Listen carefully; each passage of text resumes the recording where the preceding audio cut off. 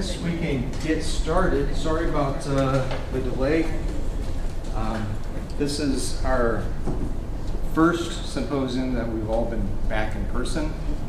It's been, I think, a challenge. There's been some, maybe some arthritic pains trying to get back into the swing of things. But I appreciate you all being here this morning so we can get started. I'm Jason Ellis, and I'd like to welcome you on behalf of my fellow organizers, Joe Belli, Wynette Clyde, Lee Gold, Kel Karpinski, and Vivian Papp. This is the 9th annual City Tech Science Fiction Symposium. It's kind of hard to imagine now, like we started this thing back in 2016, and it's continued to go. This year we selected the theme of SF, artificial intelligence, and generative AI to grapple with the promise and peril associated with these new technologies that are rapidly transitioning from the imaginations of SF writers to the cold, hard fact of reality. Even though we've thought about AI for decades, it seems like humanity wasn't prepared for the recent intensification and acceleration of the development and implementation of these technologies in ways obvious, such as ChatGPT, and ways hidden, such as facial recognition. We hope this event will give its participants an opportunity to share and discuss the relationship between SF and these technologies, considering their impact on the genre, as well as what role, if any, SF plays in how we think about what these technologies do to our society. We have an exciting lineup of speakers, authors, scholars, and students with a very special keynote address by Marleen S. Barr. We would like to thank Vivian Lee for designing this year's poster, and thank Justin Vázquez-Poritz, Dean of the School of Arts and Sciences, for sponsoring these events. And thanks also to his staff, Michael Kahn and Shonda Blanks-Bonet, for helping with the many logistical hurdles we faced in bringing the symposium back to an in-person event. I'd like to introduce Dean Vázquez-Poritz to say a few words.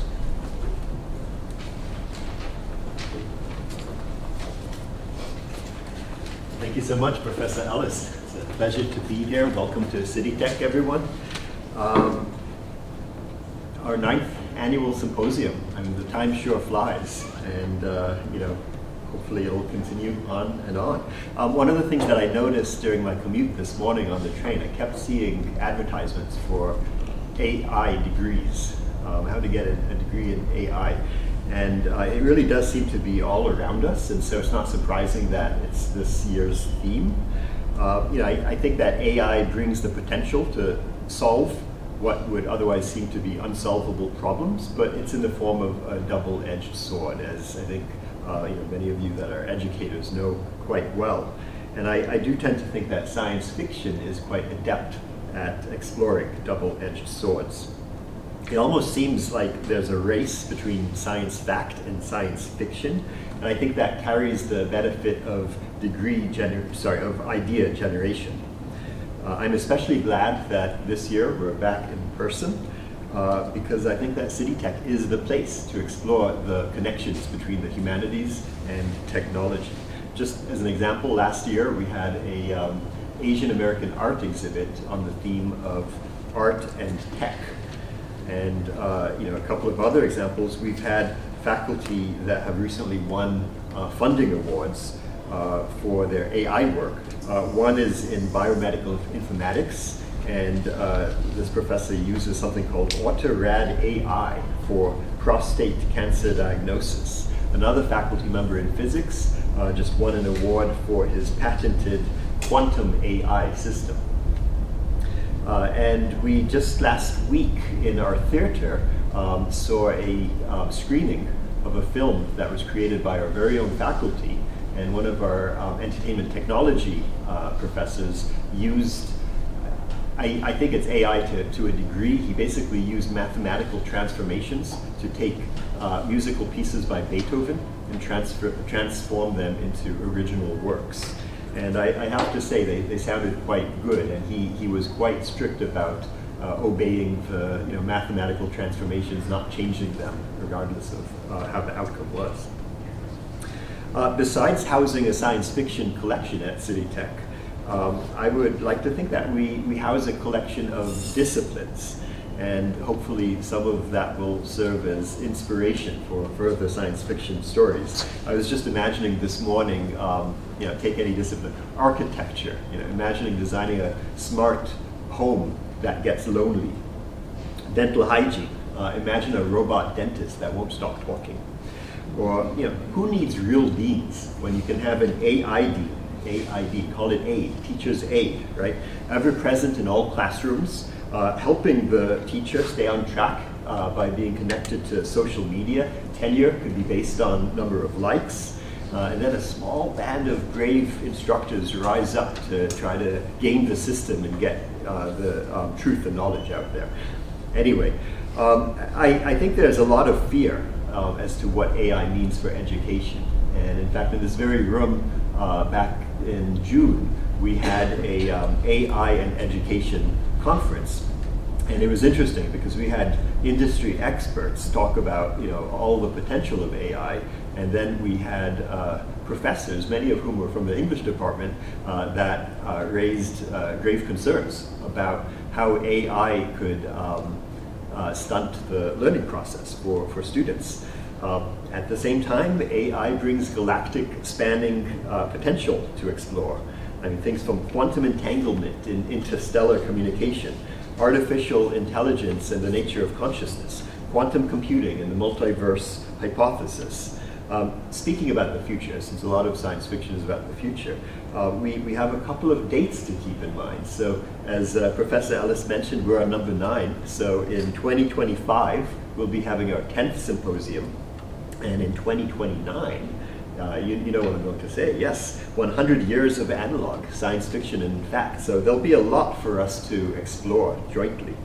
I would like to give my heartfelt thanks to all of the people that have made this event possible. I'm looking right at Professor Ellis on this one. A huge thanks to you for organizing this along with your symposium co-organizers, Professor Jill Belli, Professor Wynette Clyde, Professor Lee Gold, Professor Kel Korpinski, and Professor Vivian Papp. For 9 years and running, Professor Mary Ann Beale's team has had her design teams create original art, and I'm not sure that people necessarily appreciate that, but this art is basically, each year, it focuses on a particular subgenre in science fiction or a particular time period. And so I actually have these posters lined up on my office wall, and you can see the great spectrum that they encompass. And so I would like to thank our communication design student, Vivian Lee, for designing this year's work of art, as well as her mentor, Or Ziz Flingier. And our appreciation goes out to Professor Jody Rosen and the Open Lab team for highlighting the event on Open Lab, as well as Kevin Rajaram for posting the event on the Faculty Commons website. So as you can see, there's many people in the background that made this event possible. Thank you to our presenters, panelists, moderators, authors, editors, and particularly to Marleen Barr for presenting at the symposium all these years. I believe, if I'm not mistaken, has it been all 9 years? Or close? Close to 9 years. Close to 9 years. And she'll be delivering this year's keynote address. And finally, thanks to all of you that will be contributing to dynamical conversations that will take place here today. Thank you.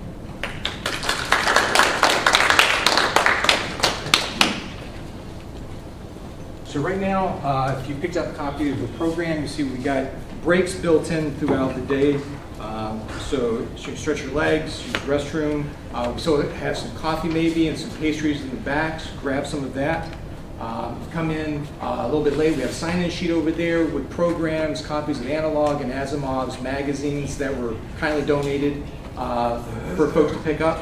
And we'll get started at 9:20-ish with paper session 1, moderated by Professor Wynette Clyde. So we'll get started in just a minute.